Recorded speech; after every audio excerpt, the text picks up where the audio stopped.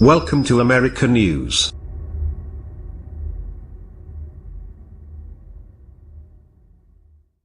The U.S. President, Donald Trump, paid a 5-hour visit to Puerto Rico on October 3, but left without making any explicit commitment about the extent of economic assistance that the island's government and residents can expect to receive from the U.S. government after the devastation caused by Hurricane Maria on September 20. The island needs immediate emergency relief to save lives and restore some semblance of normality, but it also requires massive help for longer-term reconstruction. Although the president's visit signaled a direct intention to escalate the relief effort, it fell short of expectations that Mr. Trump would announce specific plans to shore up the island's economy. Since the hurricane, U.S. assistance has been channeled through the Federal Emergency Management Administration (FEMA) and special units of the U.S. Armed Forces.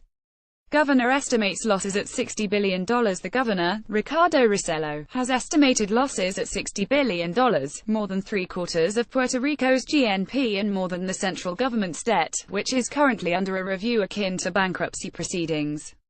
The bill is an impossible burden for the local government, and the U.S. is expected to cover a large part of the total cost over a number of years. The fiscal plan, drafted months ago by a fiscal oversight board installed in Puerto Rico by the U.S. Congress in 2016 to oversee the island's beleaguered finances, has been put on hold after the emergency, and will require major modification.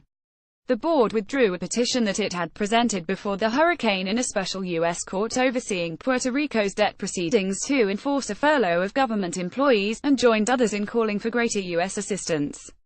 In a letter to members of Congress, the board requested emergency financing for Puerto Rico's government, which will run out of cash this month, exemption from the requirement of local matching of FEMA funds, and greater funding from existing federal emergency relief programs. There is already a bill in Congress to provide $1 billion for Puerto Rico's public health insurance system, and the Congressional Committee on Energy and Natural Resources, which has primary jurisdiction over the island, has announced that it will soon hold a special hearing on the post-hurricane crisis.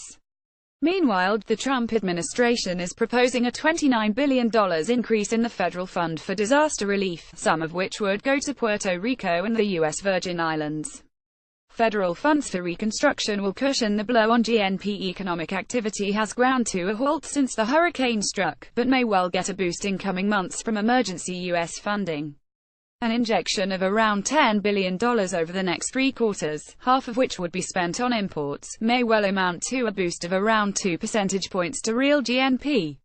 However, there is still much uncertainty about the size and timing of U.S. assistance.